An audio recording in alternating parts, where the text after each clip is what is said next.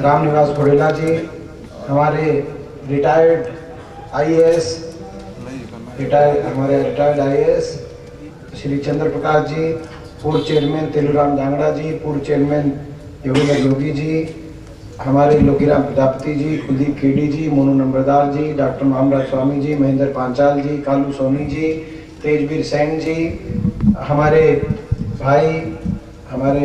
रंगीला साहब, शिव कुमार रंगीला जी, राजीव सेन जी, रमेश जोगी जी, सोनू सेन जी, बलराज बल्ले जी, राजकुमार जी, हमारे बीच में जयवान जोगी जी, मंजीत प्रजापति जी, सुरेश राणा जी, आजाद सिंह डांगी जी, रामकिशन सेन जी, सुनील प्रजापति जी गोहाना से, सुनील प्रजापति जी, उमेद फौजी जी, भूपेंद्र वर्मा जी, रोहतास बैरागी जी, हमारे बीच में बहुत से हमारे साथी, भाई जितेंद्र जी, भाई सुनील जांगड़ा जी,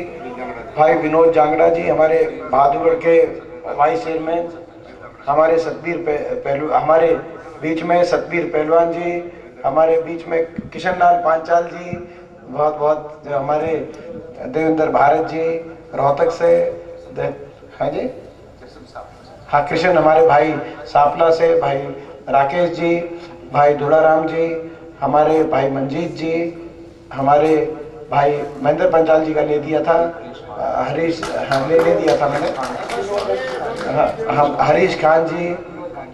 भाई विनोद जी, भाई अमित खत्री जी, बहादुरगढ़ से भाई रविंदर जी, भाई शेरू जी, हमारे सुरेंद्र पांचाल जी, भाई बलजीत प्रधान जी,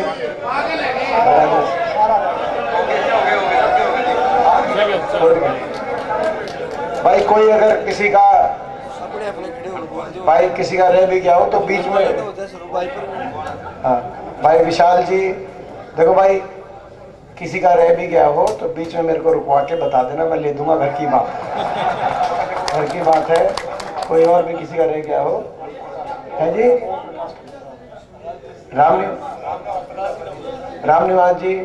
राजेश जी, हमारे मैम से, आइए, हाँ राकेश सेन जी, लेकिन ये नहीं है कि नाम ले दिया तो उठ जा बैठ जाओ वैसा नहीं भाई, तो यार मेरी बात तो सभी भाई भी है, जितेंद्र का ले दिया,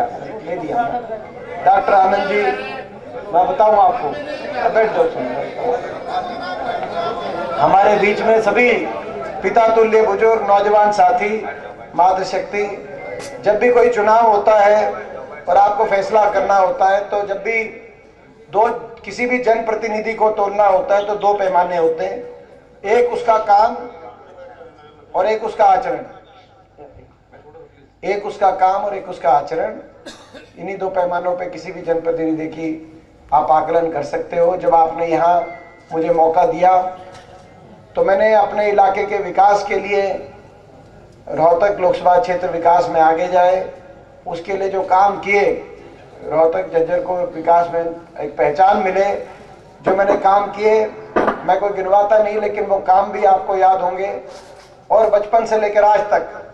आपके बीच में जो मेरा आचरण रहा वो भी कोई छुपा हुआ नहीं है। मैं आप सबसे यही कहना चाहता हूं कि काम और आचरण की कसौटी पे अगर आपकी आत्मा ये गवाही दे कि मैं आपका बेटा खरा उतर रहा हूं तो आप मेरे को आशीर्वाद देना, मैं आपसे ये कहूँ।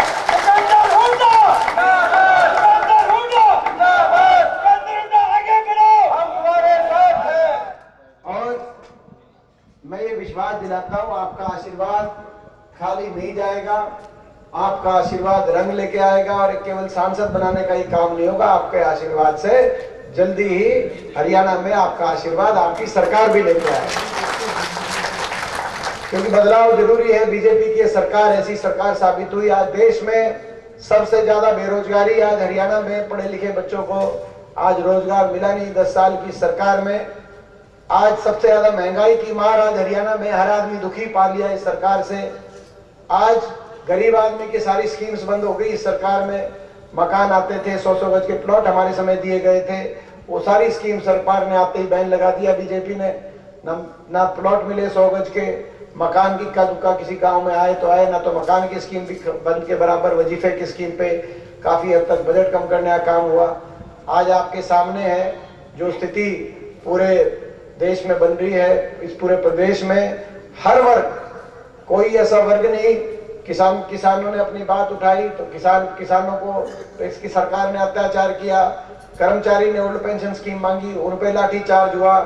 हर वर्ग आज इस सरकार से दुखी है। पूरे प्रदेश के अंदर एक माहौल बना है। प्रदेश के कोने कोने से एक ही आवाज आ रही है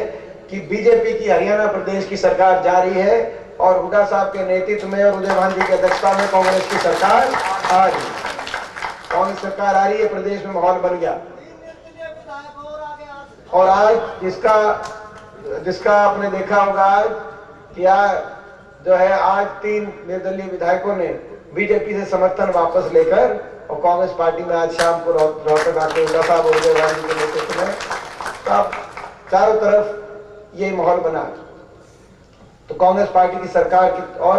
हमारा कांग्रेस पार्टी का संकल्प है, प्रदेश में आपकी सरकार बनेगी, दोबारा से हरियाणा प्रदेश को खुशहाली की तरफ, विकास की तरफ लेके जाने का हम काम करेंगे। सबसे पहला काम, सरकार बनते ही पहली कलम से बड़े बुजुर्गों की पेंशन थे 6,000 करने का हम काम करेंगे। दूसरा काम, अपनी माताओं और बहनों के लिए, क्योंकि महंगाई की इतनी मार आ गई बीजेपी की सरकार में, 8,500 की पेंशन हर घर में एक महिला की 8,500 रुपए की पेंशन बनाने का काम करें। उसके साथ साथ जो हमारी हिमाचल प्रदेश की कांग्रेस पार्टी की सरकार है, उस सरकार के तर्ज पर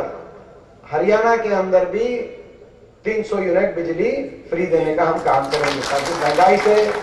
महंगाई से कवच मिले। इसके साथ साथ किसान को एमएसपी की गारंटी और कर्मचारियों को ओल्ड पेंशन स्कीम का लाभ दिलवाने का हम काम करेंगे, हमारा संकल्प है। और हमारा संकल्प है, फौज की जो कच्ची भर्ती शुरू हो गई अग्निपथ योजना कच्ची भर्ती जाएगी और फौज में दोबारा से पक्की भर्ती दोबारा से आएगी। हमारा संकल्प है, देश के हित में ही, देश की फौज मजबूत हो, नौजवानों को मौका मिले, देश के हित में। और हमारा संकल्प है, जो उन्होंने स्कीम्स खत्म कर दी, 100 गज के प्लॉट की स्कीम, एससी समाज के हमारे परिवारों के लिए, बीसीए समाज के परिवारों के लिए, बीपीएल परिवारों के लिए 100 गज की प्लॉट की स्कीम को दोबारा से शुरू करेंगे। हर परिवार को, वंचित परिवार को 100 गज का प्लॉट। उस समय हमारी सरकार में 3,92,000 परिवारों को प्लॉट मिले थे, लेकिन बहुत से परिवारों को नहीं मिल पाए। दुर्भाग्य से 10 साल में बीजेपी ने एक परिवार को भी, कहां 3,92,000 परिवार और कहां एक भी परिवार को नहीं मिला। 100 गज के प्लॉट की स्कीम को दोबारा शुरू करेंगे, हर परिवार को 100 गज के प्लॉट। और इंदिरा आवास योजना के नाम से, इंदिरा जी के नाम से मकान, जिस भी किसी गरीब के मकान में अगर छत टपकती हो तो उसका दर्द वो गरीब जानता है, ऐसे हर परिवार को 3.5 लाख की सरकार की तरफ से मदद दिलवाकर 2 कमरे का मकान बनवाने का काम करेंगे। ये हमारे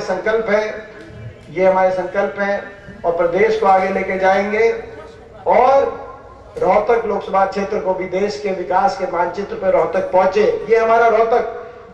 दिल्ली के पूरब में नोएडा, दिल्ली के दक्षिण में गुड़गांव और दिल्ली के पश्चिम में रोहतक। जब आपने मौका दिया तो इस मन में ये टीस थी कि कभी रोहतक की, उससे पहले विकास की तरफ रोहतक नहीं बढ़ा था। और ये सोचता था कि मैं सोचता था नोएडा और गुड़गांव इतना आगे बढ़ गया, हम भी तो दिल्ली के साथ लगे हैं। और कोशिश करी अपने पूरे इलाके में, कहीं 4 लेन सड़कें बनी, कहीं 6 लेन सड़कें बनी उस समय, कहीं बाईपास बने, कहीं झज्जर रेल पहुंची तो बहादुरगढ़ मेट्रो पहुंची, कहीं थर्मल के कारखाने लगे तो कहीं एम्स का अस्पताल आया,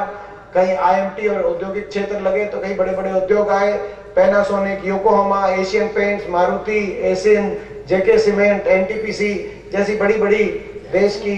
जो है बड़ी बड़ी इंडस्ट्री अपने क्षेत्र में उस समय आई। दुख की बात मगर ये है,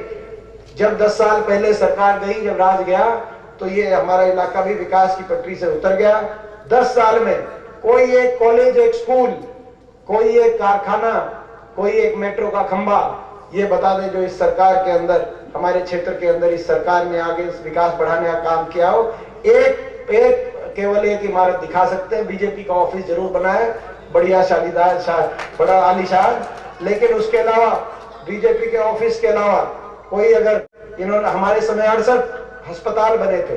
पूरे अपने लोकसभा क्षेत्र के अंदर, 250 से ज्यादा शिक्षा के संस्थान, 200 नए स्कूल बने थे, 50 से ज्यादा उच्च शिक्षा के संस्थान, ये एक कॉलेज, एक अस्पताल बताएं। एक अपने दफ्तर को छोड़ के दूसरी कोई है इमारत नहीं बता सकते पूरे हमारे लोकसभा क्षेत्र में। तो विकास की पटरी से उतर गया हमारा। आज हमारा ये भी संकल्प है,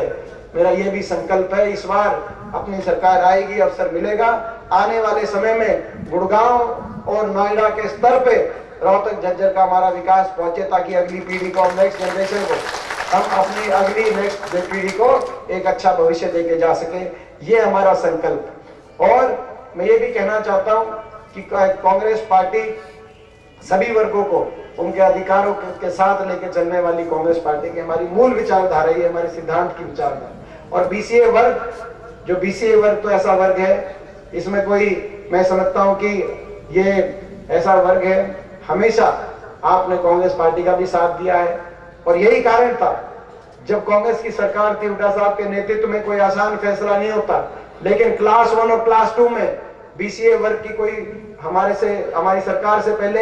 1% भी कोई आरक्षण नहीं था। मगर क्लास 1 और क्लास 2 की पोस्ट में 10% आरक्षण एक कलम से जो है उसको जो है 10% आरक्षण अगर किसी ने किया है, इस जो है मैं समझता हूँ इस प्रदेश में, तो हुड्डा साहब की कलम से होने का काम हुआ। और उसके साथ साथ मैं समझता हूँ अभी भी इसको और भी ज्यादा मैं समझता हूँ न्याय संगत रूप से हर तरीके से भागीदारी, चाहे वो रिजर्वेशन के माध्यम से हो, चाहे वो सरकारी सशक्तिकरण का, चाहे वो राजनीतिक सशक्तिकरण करने से भागीदारी बढ़ाने की बात हो। आपको याद होगा जब कमान उदय भान जी के हाथ में आई, हुड्डा साहब के हाथ में आई, पूरा बीसीए समाज मिला। और एक बात आई कि जी लोकसभा के अंदर एक टिकट 1991 में आखिरी बार किसी भी पार्टी से जो है अपना एक बीसीए समाज से उम्मीदवार कांग्रेस पार्टी ने, वो भी कांग्रेस पार्टी ने ही उतारा था, और बीजेपी ने कभी नहीं उतारा।